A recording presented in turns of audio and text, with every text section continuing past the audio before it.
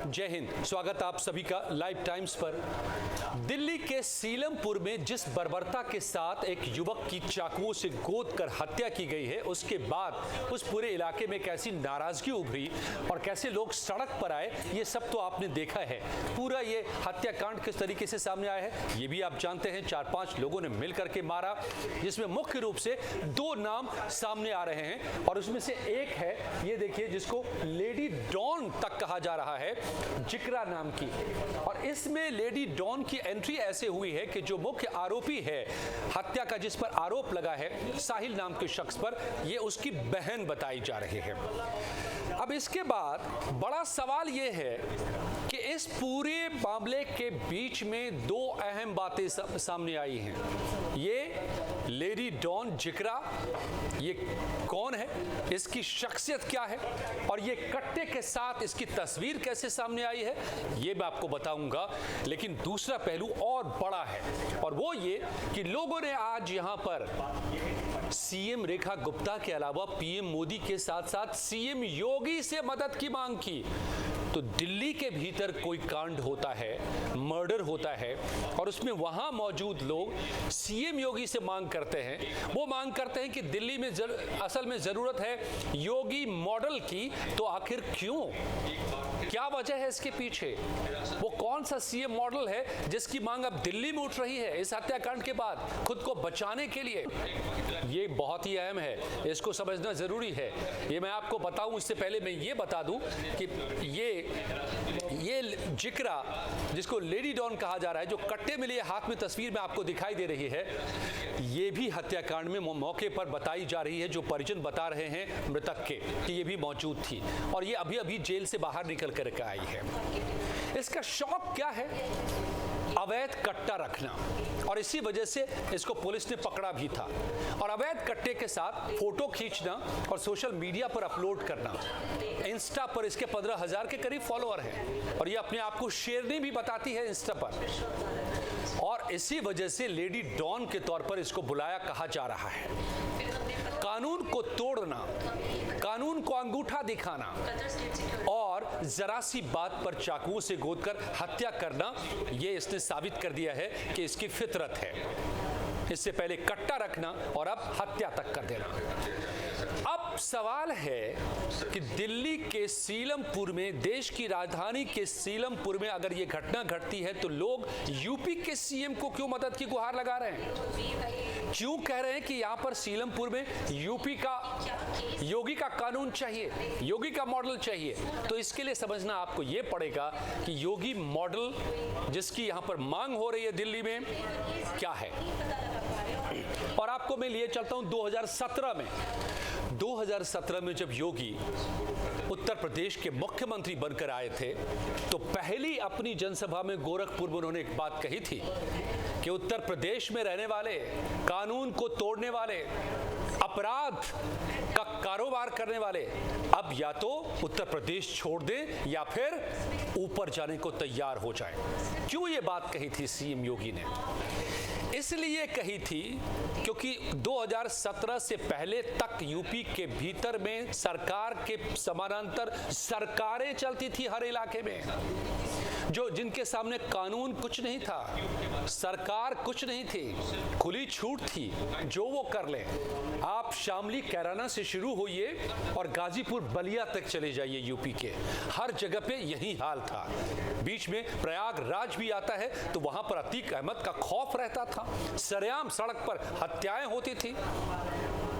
कैराना में चले जाइए तो लोग घर बेचकर जाने को मजबूर थे।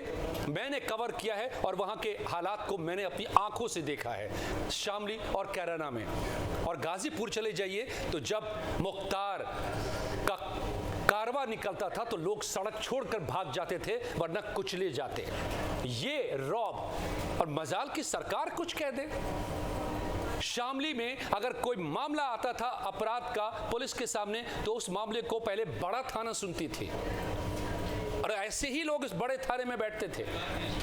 जहां पर वो कानून को हमेशा अंगूठा दिखाते थे, उनका राज चलता था। यही फितरत कि कानून को तो हम जेब में रखकर चलेंगे। और ये दशकों चला उत्तर प्रदेश में। और फिर आई योगी की सरकार, जिसको बुलडोजर बाबा के नाम से भी जानते हैं लोग। बेशक इस बात की आलोचना हुई, बुलडोजर पॉलिसी की आलोचना हुई, सुप्रीम कोर्ट में भी इस बात को लेकर के मुद्दा उठा और रोक भी लगी। लेकिन यूपी में जिस रौब और जिस खौफ में लोग जी रहे थे, ऐसे फितरत वालों की, जिसमें ये दिखाई दे रही है आपको लेडी डॉन जिक्रा, जिसने चाकुओं से गोद कर, आरोप है कि ये इसके भाई, इसके साथी ने मिलकर एक युवक की जान ले ली, और लोग योगी मॉडल की मांग कर रहे हैं। तो ऐसी ही फितरत वाले भरे पड़े थे उत्तर प्रदेश में। और जब योगी का मॉडल लागू हुआ तो उसके बाद या तो ये सलाखों के पीछे गए, या ऊपर गए, या तख्तियां लगाकर सरेंडर करते नजर आए। और आज भी ये सिलसिला यूपी में जारी है। तो यूपी से अपराध का खात्मा इतना आसान नहीं था और आज भी नहीं खत्म हो पाया है। लेकिन हालात अब बहुत बदल चुके हैं। जो यूपी देश और दुनिया में बदनाम हो गया था अपने आपराधिक छवि के लिए, अब वहां पर निवेश आ रहे हैं। उस छवि को बदलने की कोशिशें हो रही हैं और उसके पीछे योगी मॉडल रहा है। भले कानूनी सवाल उस पर उठे हों, लेकिन देखिए कि लोग दिल्ली में अगर वैसे हालात पैदा हो रहे हैं, दिल्ली के सीलमपुर में, तो लोग योगी के उसी मॉडल की मांग कर रहे हैं। क्योंकि कुछ ऐसे लोग होते हैं जिनको कानून के सामने वो नंगे हो जाते हैं, कानून का खौफ खत्म हो जाता है और कानून से आंख मिचौली करते हैं। फिर कानून के दायरे में रहकर कई बार उन पर लगाम लगाना मुश्किल भी होता है। और शायद दिल्ली के सीलमपुर में ये लोग महसूस कर रहे हैं, और शायद इसीलिए योगी मॉडल की मांग यहां पर कर रहे हैं, योगी से मदद की गुहार लगा रहे हैं। मैं आपको बताऊं एक छोटा सा वाकया, आपको समझ में आएगा। शामली के कैराना में जब यही खबर बड़ी तेजी से देश में फैली कि लोग घर बिकाऊ है का पोस्टर लगा रहे थे, जो अब सीलमपुर में भी लगा रहे हैं, लोग पलायन वहां भी कर रहे थे, यहां भी कर रहे हैं। दुनिया भर की मीडिया पहुंची थी, मैं भी पहुंचा था। और जैसे ही मैं वहां जाकर कवर कर रहा था, मुझे 40-50 लोगों ने घेर लिया।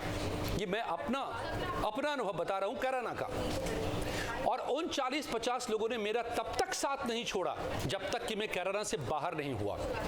दूसरे पक्ष के, हिंदू पक्ष के लोग कहना चाहते थे, अपनी बात रखना चाहते थे, लेकिन उनको मौका नहीं था और हिम्मत नहीं थी कि इनके सामने, भीड़ के सामने वो रखे अपनी बात। यहां तक कि मेरे स्थानीय संवाददाता ने मुझे कहा कि मंदिर में चलिए, गर्भगृह में चलिए, वो आपसे कुछ बात करना चाहते हैं, शायद वहां बोल पाए।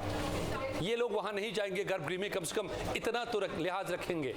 और मैं गर्भगृह में गया और यकीन मानिए कि वो पूरी की पूरी भीड़ जो दूसरे समुदाय की थी गर्भगृह तक चली गई और वो लोग नहीं बोल पाए, अपनी बात नहीं रख पाए मेरे कैमरे पर। इस तरह के हालात रहे। और वहीं पर बड़ा थाना चलता था, पुलिस का थाना छोटा थाना कहलाता था, फैसले बड़े थाने में होते थे। तो मैं ये बता रहा हूं कि जिस तरह का नेचर यहां के इस क्राइम में नजर आ रहा है, दिल्ली के सीलमपुर में उसी के कई अड्डे थे यूपी में। तो उसको जिस शख्स ने लगाम लगाने का काम किया, शायद यही वजह है कि आज जब सीलमपुर में एक के बाद दूसरी इस तरह की हत्याएं हो रही हैं, लोगों को घर बेचने पर और वहां अपना घर छोड़ने पर मजबूर होना पड़ रहा है, तो लोग योगी मॉडल की मांग कर रहे हैं, योगी से मदद की गुहार लगा रहे हैं। क्योंकि कहते हैं ना, कहावत है कि कई बार ये जरूरी हो जाता है कि किसके भूत किससे नहीं मानते। ये कहावत आपने सुनी होगी कि तो क्या ये नौबत है दिल्ली के सीलमपुर में? और क्या वाकई यहाँ पर योगी मॉडल की जरूरत पड़ गई है लोगों को कि योगी की से मदद की गुहार लगाई जा रही है? आपको क्या लगता है कि ऐसे जगहों पर, ऐसे नेचर ऑफ क्राइम के सीन पर, ऐसे एरियाज में, ऐसे लोगों के साथ जो कट्टा लेकर, अपना अवैध कट्टा लेकर अपना फोटो अपलोड करे सोशल मीडिया पर, खुलेआम कानून को अंगूठा दिखाए और छोटी सी बात पर बदले में, रंजिश में एक युवक को चाकुओं से गोद कर बेरहमी से मार डाले, और ये सिलसिला एक के बाद दूसरे, दूसरे के बाद तीसरे से चलता रहे, जैसा लोग बता रहे हैं दिल्ली के सीलमपुर में, तो फिर क्या योगी का ही मॉडल जरूरी हो जाता है? अपनी राय हमें जरूर बताइएगा। और ये वीडियो पसंद आई हो तो लाइक कीजिए, शेयर कीजिए, चैनल को सब्सक्राइब कीजिए। बहुत बहुत धन्यवाद।